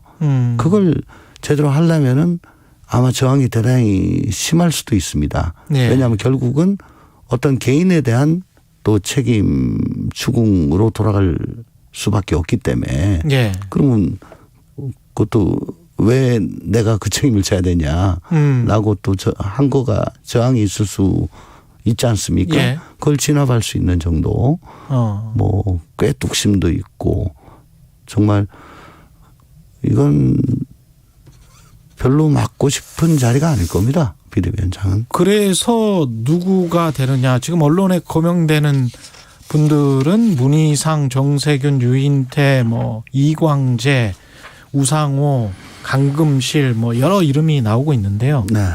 어느 분이 적당하다 보세요? 뭐 되게 고사했다 뭐 그런 보도를 좀 봤어요. 예. 뭐 아마 비대위원장 자리가 그렇기 때문에 정말 가시밭길이기 때문에 아마 그렇지 않겠나 싶은데 저 개인적으로는 그 정계 은퇴를 선언한 김영춘 장관 어떨까? 정계 은퇴를 선언하셨고, 예. 예. 당에 대해서 그립감도 있고, 586 출신이고, 예. 586인데 은퇴하는 586이죠. 예. 그러니까 586들에 대해서도 뭐 속되게 얘기해서 말빨도 있고. 네. 그 비대위원장이라는 게 당대표 선출되기 전까지 2개월 정도 한정적인. 그러니까 전당대회 전까지. 그렇죠. 전당대회 전까지. 네, 네. 그 전당대회는 8월에 하는 8월 말에. 그건 뭐 조기 전당대회를 해야 된다 이런 목소리도 있었잖아요. 조기 전대는 지금 물 건너갔습니다. 물 건너갔고. 예, 이미 저번 의총 때 조기 전대로는 조금 나왔었는데 그건 뭐 지금 이 상태에서 타이타닉이 그건 제 비유입니다. 예. 타이타닉이 서서히 지금 가라앉고 있는데 거기에서 선장 누구로 선출하느냐, 선장 뽑는 게 뭐가 중요하냐 제 생각입니다. 예. 빨리 구멍난 데를 찾아야지. 예. 구멍난 데가 어디라고 보세요? 곳곳이죠. 바쁘겠네. 예. 그 전당대회 룰 세팅과 관련해서도 조금 이야기가 많이 나오는 것 같아요. 이것도 결국 이제 비대위가 정해야 되는 거죠? 그럼요. 그 전당대회 룰 세팅도. 전준희 그렇죠. 역할을 비대위가 겸할 것이냐 아니면 전준희를 따라둘 것이냐. 근데 뭐 전준희를 따라둘 수 있는데 결국은 비대위가 인준을 해야 되니까. 예. 그러면 그 권리당원 비중 높이는 방향으로 바꿔야 한다. 뭐 이런 주장에 관해서는 어떻게 보세요? 이렇게 말씀드릴게요. 그 타산지석으로 그 새누리당, 자유한국당 그 2016년도 총선 치고 누굽니까? 그 이정현 당대표 들어왔습니다. 예. 예. 그러니까 이제 강성 당원들의 등을 지원을 얻고 그래서 손에 장지 진다 그러고 어쩌고 하다가 탄핵됐죠. 그랬네요. 대통령 탄핵됐죠. 예. 그리고 대선 때 홍준표 나왔다가 참패하고 그 홍준표가 막바로 대표가 돼가지고 나와서 저번 지방선거에 대참패를 했습니다. 그랬네요. 예. 그때도 강성당원, 뭐 태극기 부대 그랬죠. 예. 그러다가 2019년도에 황교안하고 또 오세훈하고 맞붙은 전당대회에서 황교안이 민심에서는 졌는데 당심에서 어마어마하게 이겨가지고. 그렇네요. 예. 예. 대표가 됐습니다. 야, 이게 완전히 기시감이 드네. 예. 예. 데칼코마니 같은. 데칼코마니죠. 예. 예. 그래서 21대 총선에서 패배를 했죠. 예.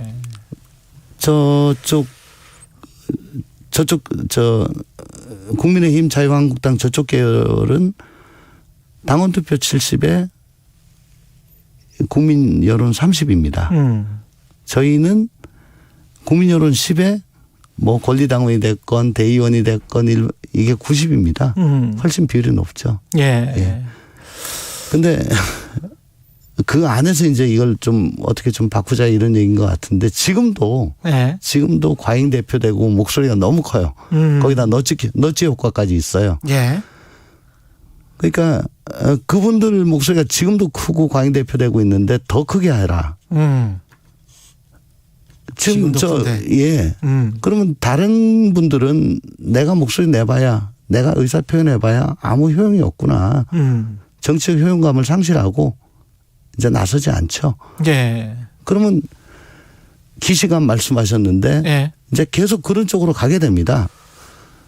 과거에 반복됐던 일들이 계속 비슷하게 벌어진다. 네. 그리고 제가 다른 방송 나가서 뭐 성공 방정식 당내 경선에 성공 방정식이 있다라고 얘기를 했었는데 최소한 그 당내 경선의 최고위원 수석 최고위원 되려면 혹은 뭐 한 자리라도 하려면 이 강성 당원들의 혹은 권리 당원들의 눈에 들어와야 돼요. 예.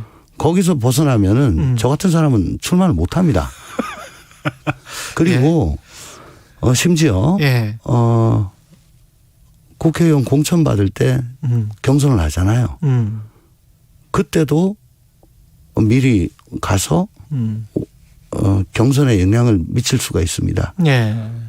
뭐 금태섭 전 의원 같은 경우가 뭐 그런 경우다라고 얘기를 하고 있잖아요. 예. 예. 이재명 의원은 당대표로 나설까요? 개항으로 간 거 자체가 그걸 전제하고 나선 거겠죠. 그걸 전제하고 나선 것이다. 네. 그래서 당대표로 나설 것이다. 이낙연 전 대표는 미국으로 갔고 한 1년 차기 대선 준비다. 이렇게 이제 언론들이 보도를 하고 있는데 어떻게 보십니까? 근데 뭐 지금 우리 당 상황이 이 정치적 썰물의 시기입니다. 네. 밀물이 언제 될지 모르겠습니다. 지금 썰물의 시기에는 웬만하면 다 쓸려 내려가기 때문에 1년 가지고 밀물이 올까 싶습니다. 그리고 아까 1년 가지고 밀물이 올까? 예. 지금 이렇게 남탓만 하다가 아까 이재명 뭐 대표 나설까 여쭤보셨는데 곰곰이 생각해 보면은 우리 당이 야당일 때는 되게 투 트랙이 아니고 원 트랙 선거를 했어요. 그게 무슨 얘기냐면 대표 뽑고 최고위원 뽑고 이 따로 뽑지 않고 한꺼번에 뽑았습니다. 예. 거기서 최다 득표한 최고위원을 대표로 했었죠. 예. 그렇게 원 트랙으로 했었어요. 예. 그게 사실상의 집단 지도 체제죠. 그게 말하자면은 책임과 권한을 공유하는 겁니다. 야당일 때. 그랬네요. 예. 왜냐하면 여당일 때는 강력한 대통령이 있고 또 그만한 권한도 있고 권위도 있고 하기 때문에 그런데 야당일 땐 그게 약하잖아요. 예. 그래서 권한과 책임을 공유한다는 의미로 원트랙으로 갔었어요.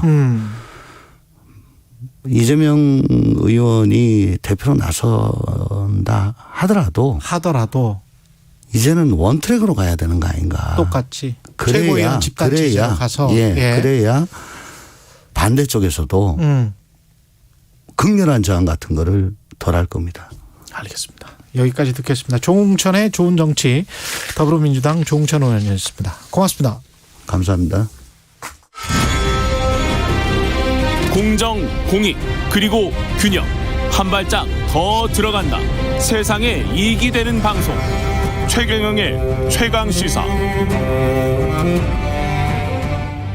예, 이제 국민의힘 상황 좀 알아보겠습니다. 이준석 국민의힘 대표가 지방선거 직후 당의 공천제도 개혁하겠다면서 혁신위원회를 출범했는데 이런저런 이른바 이제 윤회권으로 분류되는 의원들 사이에서 견제 목소리가 나오고 있습니다. 천하람 전남 순천갑 당협위원장이고요. 혁신위에 가장 먼저 합류한 분입니다. 전화로 연결돼 있습니다. 안녕하세요, 위원장님.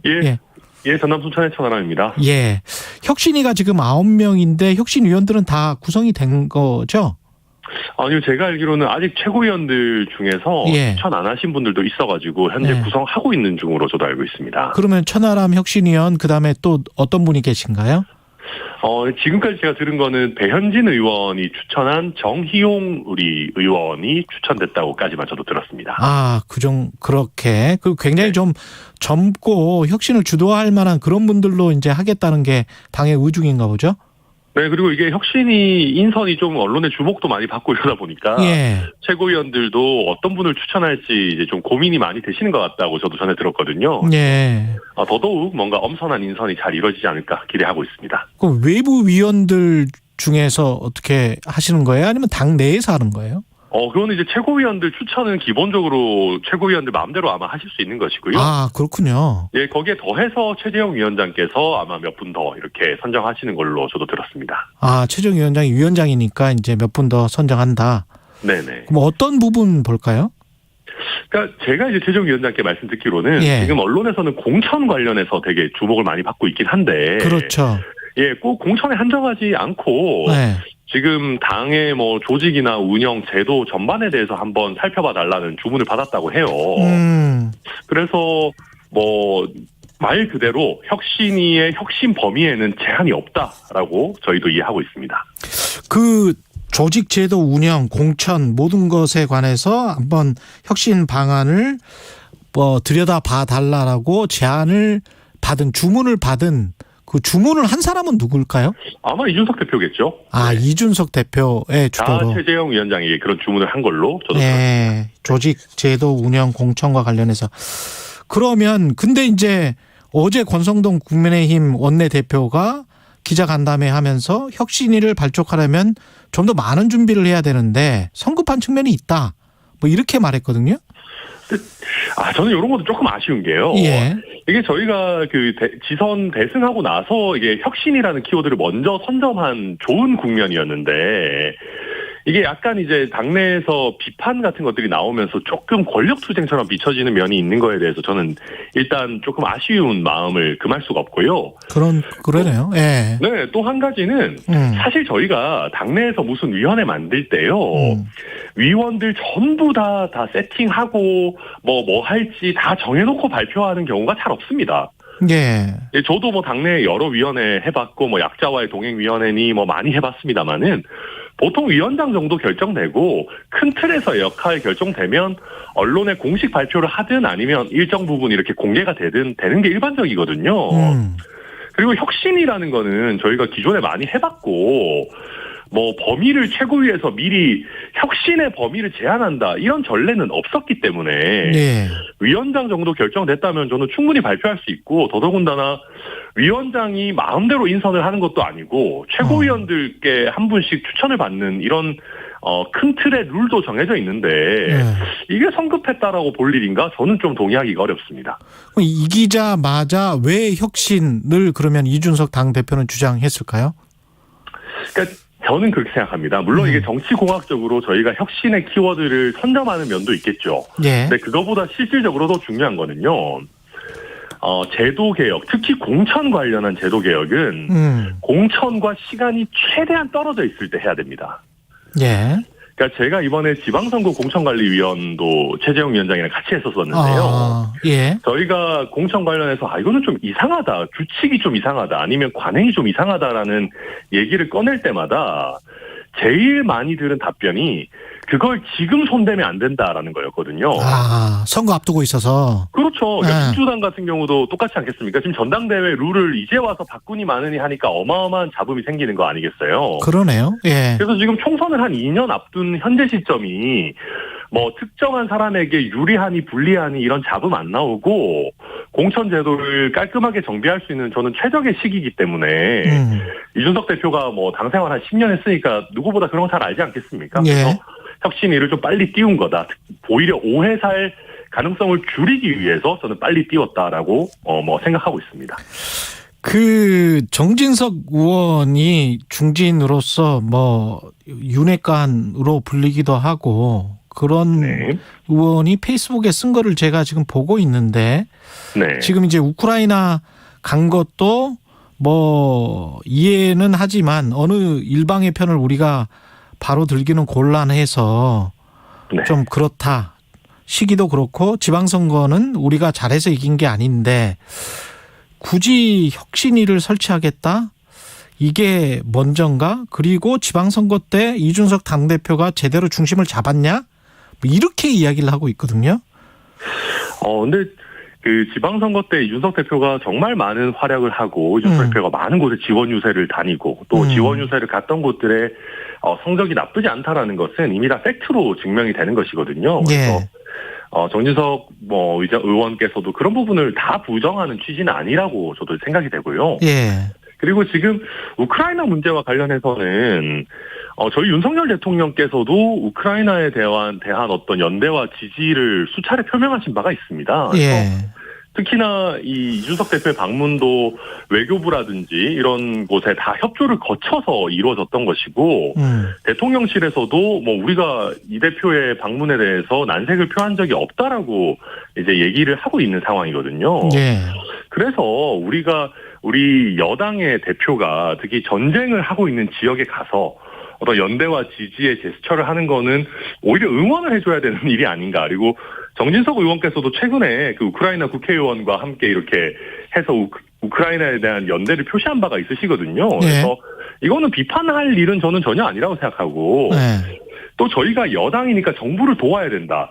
당연한 얘기죠. 그런데 저희가 그냥 정부 잘해라 응원하는 치어리더가 아니지 않습니까? 그렇죠. 그렇다면 오히려 저희가 정부를 돕는 가장 중요한 것은 국민의힘의 정당 지지율을 높게 가져가고 궁극적으로는 총선에서 저희가 과반 의석을 얻어서 정부에 힘을 실어줄 수가 있어야 되는데 저는 이준석 대표가 하려는 게 저는 바로 그거라고 생각하거든요. 공천을 조금 더 잘해서 다음 총선에서 이겨보자라는 게 이준석 대표의 뜻이라고 저는 생각하고 뭐 이준석 대표에 대한 다양한 평가가 있겠습니다만은 최소한 선거에는 진심인 남자인 것 같거든요. 뭔가 굉장히 선거에는 열심히 하는 뭔가 굉장히 이기는 거에 이 희열을 느끼는 그 승장이 되고자 하는 욕구가 강한 분이기 때문에 저는 여기서 뭐 이준석 대표가 2년 뒤를 미리 내다봐서 자기 사람 알박기 하려고 하고 뭐 지분 챙기려고 하고 그럴 사람은 아니라고 생각하고 저희 혁신위원회가 그런 정도의 지분을 챙겨줄 수 있을 만한 뭐 정치적인 힘이나 역량 같은 게 있지도 않을 겁니다. 정진석 의원의 페이스북 중에서 이 말 지도부 측근에게 당협 쇼핑을 허락하면서 공천 혁신 운운은 이율 배반적이지 않느냐 묻는 이들이 많습니다. 이게 무슨 이야기일까요? 그러니까 저도 보니까 아마 정미경 최고위원이 분당 의뢰 그 당협위원장을 맡게 되는 것을 비판하는 걸로 해석한 기사들이 있더라고요. 근데 뭐 글쎄요. 근데 이게 정미경 최고위원이 뭐 이재명 의원처럼 본인의 원래 근거지가 비어 있는데 분당으로 가고 이런 건 아니거든요. 그 정미경 최고위원도 해명을 내놨습니다마는 수원 쪽에 빈자리가 없어서 뭐 분당 의뢰 갔고 또 지금 조직 강화 특별위원회라는 데서 그걸 심사를 했는데 거기서 표결까지 해서 결정한 걸로 이제 저도 알고 있기 때문에 이걸 무슨 이준석 대표가 측근 챙겨주게 했다 이렇게까지 해석하는 거는 너무 과도하게 비판을 위해서 어떤 좀 끌고 오신 게 아닌가라는 생각이 듭니다. 저는 짧게 혁신이 지금 계획 주요 일정 어떻게 될까요? 뭐 제가 위원장이 아니라서 얘기할 수는 없는데요. 제 개인적인 생각으로는 이제 9월, 10월 되면은 또 국감 국면으로 확 전환이 되지 않겠습니까? 그렇죠. 그래서 저희가 좀 타이트하게 열심히 해가지고 9월 이전에 뭐 완성된 건 아니라도 어느 정도 1차적인 결과를 내놔야 되지 않겠는가. 라고 저는 뭐 각오를 하고 있고 지금 이제 9월 이전에 네네 아마 저희 혁신위의 출범은 이준석 대표가 우크라이나에서 돌아오고 여독이 조금 풀려야 할 수 있지 않을까 생각하고 있습니다. 천하람 국민의힘 전남 순천갑 당협위원장이었습니다. 고맙습니다. 네 감사합니다. 잠시 후 8시 반부터 일부 지역국에서는 해당 지역 방송을 보내드립니다. 그대를 만나고 그대와 마주보며 숨을 쉴 수 있어서 경제쇼를 만나고 경제쇼와 함께 할 수 있다면 우리의 삶은 달라집니다. 오후 4시 5분 홍사훈의 경제쇼 여러분께 힘이 되어드리겠습니다. 있어서 다행이다.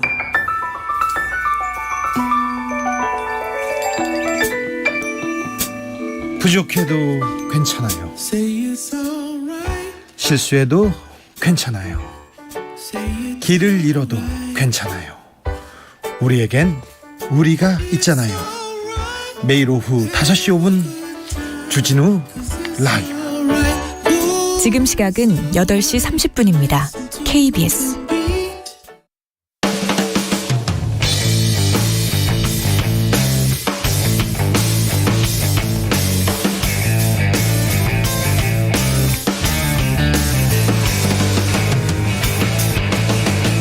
최경영의 최강 시사. 최강 시사. 김호기의 사회학 카페. 어서 오세요.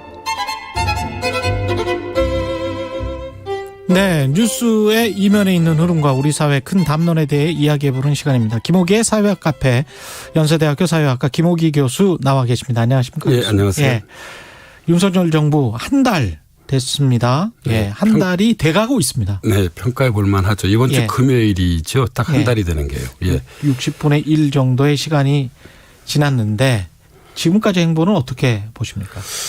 저는 뭐 한 달이라는 기간이 한 정부를 평가하는데 짧은 기간이지만 너무 짧죠. 예. 네, 그러나 이제 그 스타일을 엿볼 수 있는 기간인 것 같기도 합니다. 우리말 속담에 뭐 시작이 반이라는 것도 있기 때문에요. 예.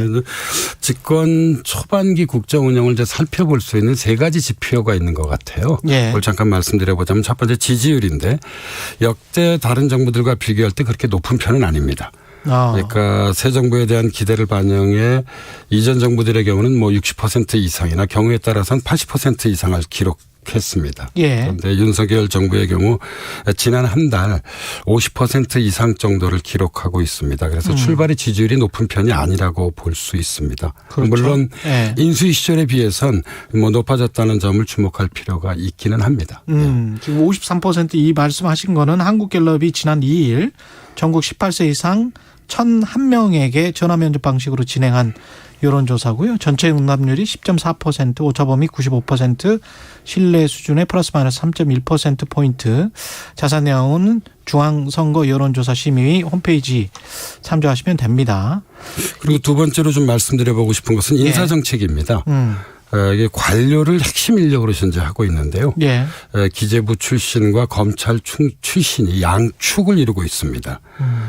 물론 뭐 모든 정책은 성과, 다시 말씀드리자면 결과로서 평가해야 하기에 이러한 인사정책의 성과를 좀 지금 평가하기엔 성급한 것으로 보입니다. 예. 그러나 분명한 것은 어떤 혁신성보다는 안정성을 추구하지 않았나 하는 생각이 듭니다. 예. 원래 이 안정성이라고 하는 것은 관료 출신의 특징이기도 하잖아요. 예. 그리고 세 번째 좀 지표로서 말씀드리고 싶은 것은 민주화 시대의 우리나라 정치의 저는 최대 문제 중 하나는 진영의 대통령이냐 통합의 대통령이냐의 문제였던 것 같습니다. 물론 뭐 100% 통합의 대통령이라고 하는 것은 사실상 불가능하죠. 그렇죠. 여기서 이제 관건은 이 강경 보수나 강경 진보의 정부냐 아니면 이제 중도 보수냐 뭐 중도 진보의 정부냐에 있는 것 같습니다. 윤석열 정부는 기본적으로 보수 정부죠. 예. 그런데 보수와 중도의 양날개로 갈 것인지 아니면 보수의 외날개로 갈 것인지 좀 지켜봐야 할 것 같습니다. 예, 저는 지난 이 3월 이제 초부터 이 대선 이후죠. 이 최근까지 윤석열 정부에 대한 외국에서의 어떤 그런 평가를 좀 지켜봐 왔었는데요.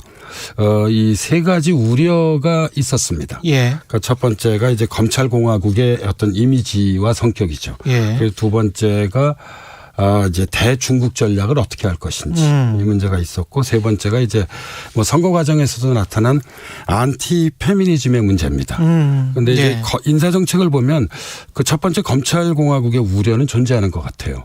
예, 그리고 이제 대중국 전략은 뭐 한미 정상회담이 열려서 한미 동맹을 우선시하겠다는 것을 확고히 했지만, 그러나 여전히 뭐 경제적으로는 중국이 중요하기 때문에 이 문제는 좀 앞으로 지켜봐야 할 것 같습니다. 그러네요. 그리고 이제 안티 페미니즘의 경우는 이 뭐 비판이 있자 곧바로 여성 장관들을 임명했잖아요. 이런 것을 보면 어떤 그런 비판을 좀 적극적으로 좀 수용하려고 하는 뭐 대통령으로서의 태도죠. 그렇죠. 저는 뭐 이런 뭐 태도는 긍정적으로 좀 평가할 수 있을 것 같습니다. 그러네요. 그 앞선 정부들과의 차별성까지 쭉 이야기를 해 주신 것 같고, 그 다음에 이제 지방선거가 끝나고 나서 여당 승리로 완전히 이제 됐고, 이게 이렇게 되면 국정 운영을 그래도 어느 정도는 동력을 갖고 할 수 있는 거 아닙니까? 그럼에도 이제 불구하고 협치가 중요하죠. 협치가 중요하다. 왜 그런가 하면 국정이 제대로 이루어지기 위해서는 이제 입법이 중요하잖아요. 대통령 시행령만으로서는 국정을 운영하는 데는 한계가 있을 수밖에 없습니다. 그래서 6월 1일 지방선거 때까지는 저는 뭐 정부든 여당이든 야당이든 모두 선거를 1차적으로 의식해 왔기 때문에 이 협치의 가능성은 그렇게 높았다고 보기는 어려운 것 같습니다. 그러나 이제 앞으로가 문제인데, 여기에는 협치에는 대통령의 의지가 중요하고 야당의 호응이 중요합니다. 그래서 과연 윤석열 대통령이 어떤 의지를 보여줄 것인지, 그리고 지금 이 야당은 대단히 그 내부 사정이 복잡하잖아요. 그렇죠. 그래서 어떻게 보면 지금 본인들 집안 싸움 때문에 리더십이 사실상 부재한 상태인데, 뭐 그럼에도 불구하고 이 정부와 여당의 협치 요구에 어떻게 대응할지, 어떻게 호응할지 좀 지켜봐야 할 것 같습니다. 당장 뭘 가지고 협치를 해야 될지 그것도 그 여야가 고민을 많이 할 것 같습니다. 항상 민생이랄지 물가랄지 뭐 신경 쓰이는 문제들이 많은데, 저는 뭐 경제 관련 입법이 제일 중요할 것 같습니다. 왜냐하면 지금 경제 위기가 상당히 심각한 상태이기 때문에요. 정부로서는 경제 관련 입법을 서두를 수밖에 없을 것 같습니다. 통치 스타일은 어떻게 보십니까? 그 형님 리더십 뭐 이런 이야기 하지 않습니까? 이런 것을 한번 말씀드려보면 어떨까 싶어요. 저는 개인의 정체성이 국정 운영에 큰 영향을 미치는 것 같습니다. 이제 민주화 이후에 대통령의 정체성을 보면 김영삼 대통령, 김대중 대통령, 노무현 대통령은 정치가이자 민주화 투사였잖아요. 이명박 대통령은 기업가이자 정치가였고, 박근혜 대통령은 정치가이자 대통령의 딸이었었고요. 전임 문재인 대통령은 정치가이자 대통령의 친구이자 민주화 투사였습니다. 그러네. 정체성이 많은 걸 말해주네요. 80년대, 90년대 문재인 대통령의 경우는 이 인권 변호사로서 뭐 민주화 운동의 나름대로 그 헌신해 왔다고 볼 수 있죠. 그런데 이제 윤석열 대통령은 사실 검찰총장 출신이라는 관료잖아요. 그러네요. 그래서 저는 이러한 개인적 정체성이 자신의 통치 스타일에 상당히 큰 영향을 미치는 것 같습니다. 우선 당장 인사를 보더라도 관료와 검찰에 대한 높은 신뢰를 현재 보여주고 있습니다. 아까 검사 기재부 출신 등용. 그래서 막스 베버도 강조했듯 관료는 일반적으로 두 가지를 우선적으로 추구합니다. 하나가 효율성이라면 다른 하나는 안정성입니다. 그래서 윤석열 정부도 효율의 정부, 안정의 정부를 좀 1차적으로 좀 추구하지 않을까 예상이 됩니다. 그래서 우리 역사를 좀 이렇게 길게 보자면 산업화 시대에는 이 군인과 관료가 중용되어 왔었잖아요. 그리고 민주화 시대를 보면 이 보수 정부는 관료, 그다음에 진보 정부는 사실 민주화 투사를 중용했습니다. 그래서 이 관료 정부다 아니면 뭐 운동권 정부다 뭐 이런 평가들도 사실 있었잖아요. 그런데 윤석열 정부는 지금 이제 검찰과 관료를 좀 중용하고 있습니다. 그래서 이게 국정의 어떤 모습으로 나타날지 좀 아주 흥미로우면서도 앞으로 지켜봐야 할 문제인 것 같습니다. 민주주의라는 게 진한하다는 게 참 어렵다는 게 대화를 통해서 풀어가야 되는 것들이 굉장히 많지 않습니까? 합의를 통해서. 그래서 하나만 이와 연관해서 더 말씀드리자면 김영삼 대통령 같은 경우는 정면 돌파형 리더십이었던 것 같아요. 예. 뭐 금융실명제부터 시작해서요. 그랬네요. 예. 하나의 척결. 예, 하나의 척결. 그다음에 김대중 대통령의 경우는 심사숙고형 리더십입니다. 예, 사실 꼼꼼하게 국정을 챙겨가면서 이 IMF 경제 위기도 극복하면서 그러니까 한국적 복지국가의 기틀도 마련했죠. 그리고 이제 노무현 대통령의 경우는 탈권위 개혁형 리더십. 였던 것 같습니다. 그러네요. 그러니까 이제 권위주의를 좀 내려놓고 그러나 이제 대체적으로 이제 진보적 어떤 그런 개혁을 추구한 그런 리더십을 보여주었었는데 지난 한 달을 제가 이렇게 돌아보면 윤석열 대통령의 경우는 이 김영삼 대통령 리더십과 대단히 유사한 것 같아요. 정면 돌파형 리더십이죠. 뭐 대통령 집무실 이전 같은 경우가 전 대표적인 사례라고 생각이 들고요. 그리고 한덕수 총리 임명 과정에서 볼 수 있듯이 좀 이렇게 곡선형이라기보다는 좀 이렇게 어떤 직선형이라고 해야 할까요? 그러니까 이제 직진형 리더십인 것 같습니다. 그래서 제가 한 가지 연구자로서 좀 이야기를 드려보자면 윤석열 대통령의 경우는 검찰총장과 대통령의 같음과 다름을 좀 고민할 필요가 있지 않을까 하는 그런 생각을 좀 가지고 있습니다. 왜냐하면 검찰총장은 사실 관료죠. 검찰 조직을 이제 총괄하는 어떤 그런 리더십을 발휘해야 한다면 이 대통령은 사실 국민 전체를 어떻게 보면 국정 운영의 뭐 이 대상으로 놓아 보아야 하잖아요. 그래서 저는 대통령의 경우에서 특히 필요한 어떤 그런 리더십은 저는 공감의 리더십이라고 생각이 듭니다. 미래학자인 제레미 리프킨이 몇 해 전에 내놓아서 크게 관심을 모았던 책 중에 하나도 공감의 시대잖아요. 21세기에는 국민들로부터의 공감을 창출해내지 않으면 국정을 원활하게 수행해 가기 어렵습니다. 그래서 이런 맥락에서 보면 공감의 리더십에서는 유연성이 되게 중요하거든요. 그래서 뭐 정면 돌파의 리더십, 뭐 원칙의 리더십 다 좋죠. 근데 여기에 어떤 그런 유연성의 리더십, 어떤 그런 공감을 제고할 수 있는 리더십 이런 것들을 좀 더해야 하지 않을까 하는 생각을 좀 가지고 있습니다. 뭐 김영삼 대통령이 업적도 굉장히 많고 상당히 좀 저평가 받고 있는 대통령, IMF 위기 때문에 그런 측면이 있긴 합니다만은 경제적으로 우리가 지금 뭐 보호무역으로 이렇게 쭉 가고 있는 세계 정치 상황이라서 그런 측면에서 또 김영삼 대통령의 가장 큰 실정 중에 하나가 이제 IMF 환란 위기 아니겠습니까? 문제는 사실 제가 보기에 우리가 인구가 5,200만 정도 되잖아요. 그렇죠. 문제는 저는 경제죠. 문제는 외교라고 생각이 듭니다. 똑같은 이야기를 지금 미국의 석학토 했었지 않습니까? 좋은 외교 정책이 좋은 경제 정책이다. 윤석열 정부는 이제 지금 제가 보기에 시험대 위에 올라서고 있습니다. 이 국내외적으로 경제 지표들이 좋지 않습니다. 물가 상승률도 높고 그다음에 자전거 무역에서 현재 쌍둥이 적자도 계속되고 있고요. 우크라이나 전쟁으로 글로벌 공급망도 현재 교란의 상태입니다. 뿐만 아니라 고물가와 경기 침체가 결합되는 스태그플레이션의 증도 나타나거든요. 그래서 저는 이런 경제라고 하는 지금 시험대 위에 이 윤석열 정부가 올라서 있다고 생각을 하고 있습니다. 게다가 우리는 또 북한까지 있고. 그렇죠. 그래서 이제 윤석열 정부의 경제 철학은 이 지난 취임사에서 볼 수 있듯이 민간이 끌고 정부가 미는 역동적 경제입니다. 그런데 저는 어떤 정부라 하더라도 이런 자신의 경제 철학으로부터 구속받을 수밖에 없거든요. 그래서 저는 뭐 이것이 이제 어떤 경제 정책의 기본 어떤 걸 모토라고 한다면 그러니까 민간을 끌기 위해서는 좀 과감한 규제 개혁.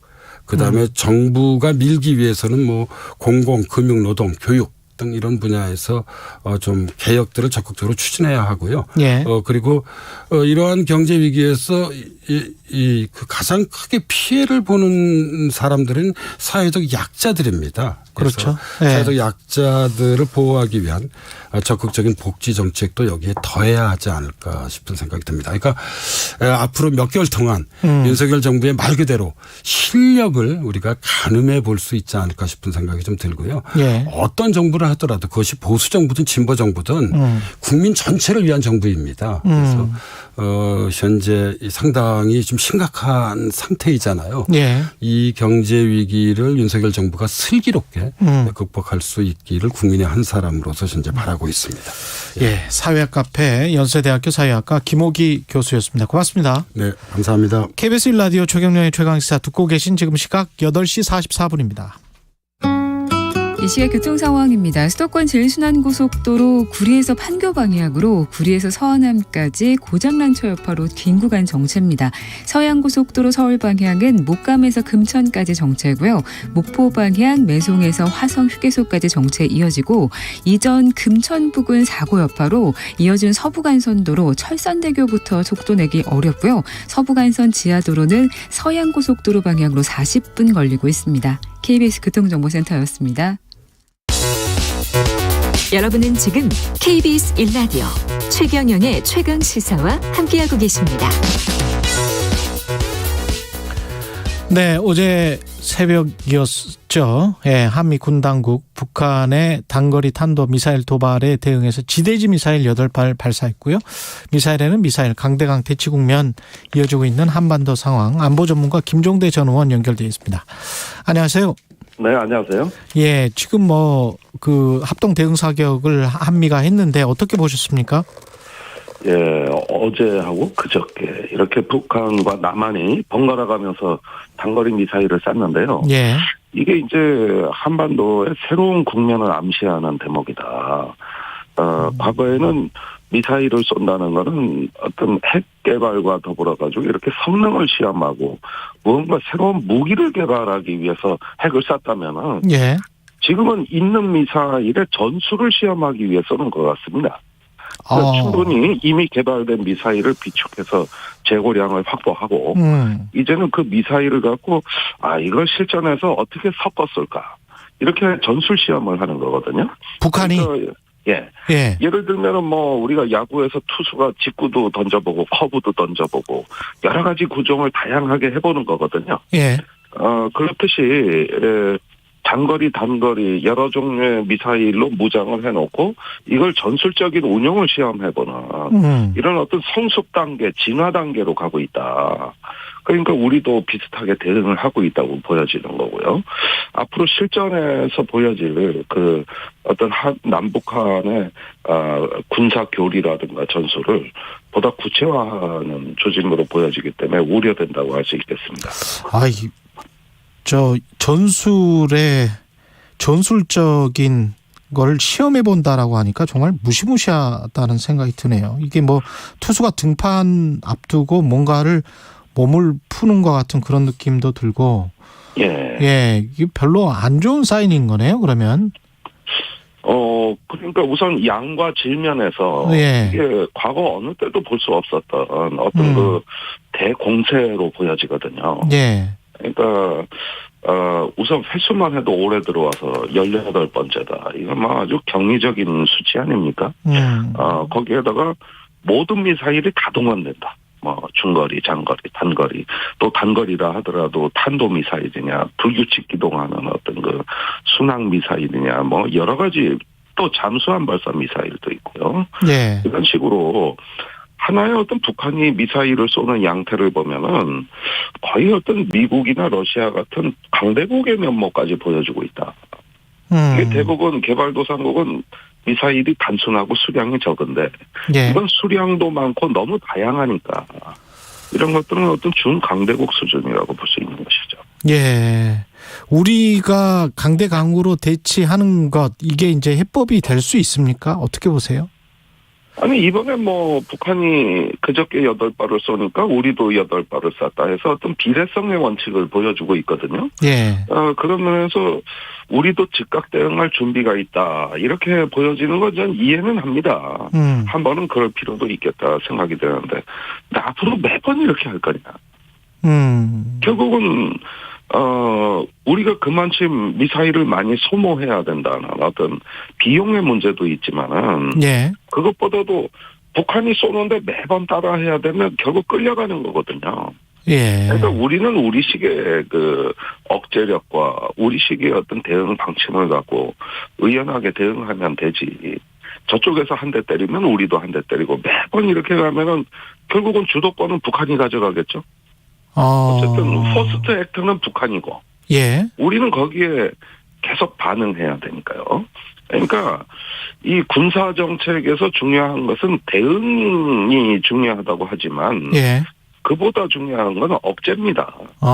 똑같이 하는 건 대응이고 예. 근데 똑같이 하기 전에 못하도록 만들고 아니면 한 차원 높여서 북한의 군사적인 어떤 그 행동을 초월해서 우리가 더 높은 수준의 어떤 군사적인 그 방책을 제시한다든가 이런 어떤 억제 기본을 둬야지 이렇게 일일이 대응하는 식으로 가다 보면 이거 상당한 비용과 또 피로도가 누적될 수 있는 거거든요.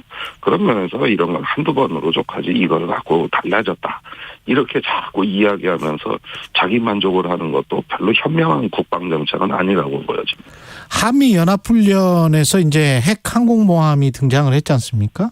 네. 이런 거는 북한에게 어떤 시그널을 주는 걸까요?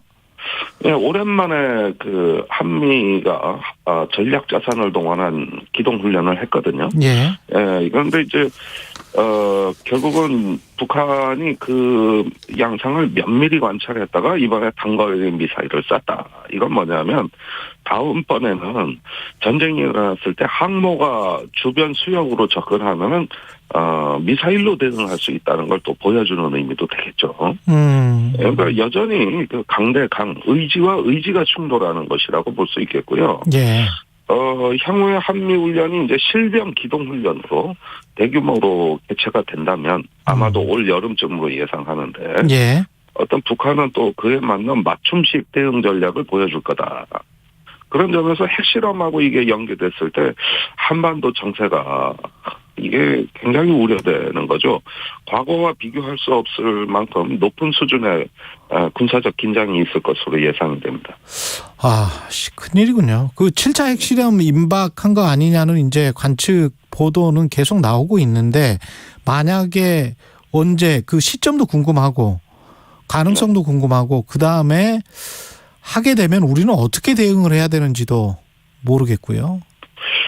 예, 일단은 이번 핵실험은 과거 2017년이나 16년도에 북한이 그 핵폭발의 위력을 극대화함으로써 보여주는 핵실험이라기보단 위력을 좀 작게 하더라도 이것을 전술적 사용이 가능하고 또 다양하게 쏠 수 있는 소형 핵탄두를 보여줄 가능성이 높다고 봅니다. 그렇군요. 예, 이렇게 되면은 실전에 사용할 가능성이 더 높은 핵무기거든요. 단순히 위력이 크다는 거는 핵의 그림자 정치라고 해가지고 어떤 그 상대방과의 공포를 강요한다거나 억제용 무기라면 위력이 작은 전술 핵무기 같은 경우는 실전에서 재래식 무기처럼 써먹을 가능성이 높은 핵무기거든요. 예. 그리고 4월 25일 날 열병식에서 김정은 위원장이 자신의 핵무력이 전쟁 억제라는 본래 목적에 속박되지 않는다. 그러니까 방어용 억제용이 아니라 선제 공격 또는 실전용이다. 이걸 많이 강조하는 걸 봤을 때 이번에는 그에 맞는 핵실험을 할 거다. 그렇다면은 위력은 작지만 어떤 소형화되고 경량화되고 전술 무기화되는 이런 핵실험도 충분히 예상해 볼 수 있겠습니다. 북한이 계속 이렇게 압박을 하는 이유는 뭡니까? 의도가 뭐라고 봐야 되죠? 북한이 스스로 기회의 창문이 열렸다고 보는 것 같습니다. 지난번에 그 ICBM 그 화성 17형을 발사했다고 하는데 유엔 안보리의 제재 결의안이 아예 채택도 못했고 오히려 중국, 러시아가 북한을 편들었지 않습니까? 예. 그러니까 지난 한 20년 넘게 북한의 위협을 관리하던 어떤 다자 외교 또 어떤 국제기구의 역할이 완전히 붕괴돼 버린 거예요. 그래서 지난 6번의 북한에 대한 제재 결의안이 이번에는 통과되지도 못했고 하다못해 의장 성명까지도 안 나오는 걸 보니까 이제 뭐 신이 났죠. 이제 맘 놓고 쏘고 터뜨려도 되는 거죠. 그러니까 이런 점에서 기회의 창문이 열렸다고 보는 것 같고 여기에는 역시 우크라이나 전쟁의 영향이 컸다. 이 러시아와 전략적인 연대를 함으로써 우크라이나 전쟁에서의 전략적 이점을 자신들도 누리겠다는 의도로 보여집니다. 마지막으로 용산 미군기지 관련해서요. 대통령 집무실하고 주한 미군기지가 담벼락 하나를 놓고 지금 마주하게 돼 버렸어요. 2년간 합의에 따르면. 이게 이제 그렇게 돼서는 안 돼서 대체 부지를 협의 중이라고 하는데 왜 이렇게 된 거고 어떻게 해야 되나요? 나중에. 그러니까 이게 졸속 이전의 어떤 문제점이 계속 드러나고 있는 건데 저는 처음부터 미군 잔류부지 문제 때문에 용산공항 개장은 어려울 거라고 여러 번 언론에서 예상한 적이 있고 특히 그 중에는 지하 상수도 전기와 더불어 가지고 엡실론이라는 미군의 비밀 통신 시설 때문에 땅도 못 판다. 이런 이야기를 경고한 적이 있거든요. 이게 다 이면 합의로 한미 간에 돼 있던 부분인데 마치 이걸 지금 용산에 집무실 이전하고 이제 와서 알았다는 듯이 얘기하는데 좀 어이가 없어요. 이게 얼마나 졸속으로 급박하게 이루어진 이전이 이게 이적을 고려 못했냐. 저희도 다 알고 있었던데 말이죠. 그래서 이렇게 외국 군대가 대통령실하고 붙어 있다는 거는 뭐 이건 정상국가로선 상상도 할 수 없는 일이고 국격이 추락하는 건데 뭐가 용산 시대냐는 거예요. 이게 미군 시대지 어떻게 용산 시대냐. 그런 점에서는 다른 데로 가야 되면 그 비용은 누가 내야 됩니까? 우리가 다 내야 됩니다. 우리가 내야 돼요?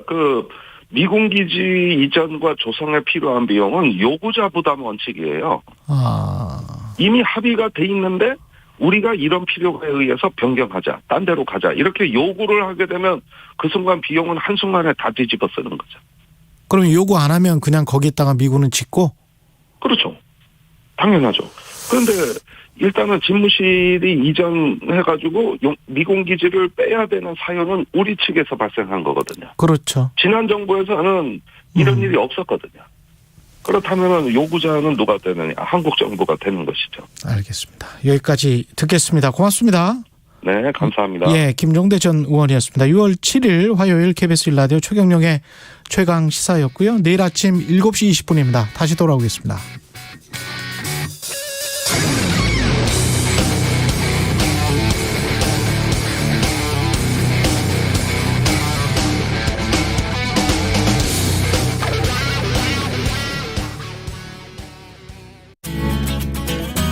코로나19 관련 사회적 거리두기가 하나둘 해제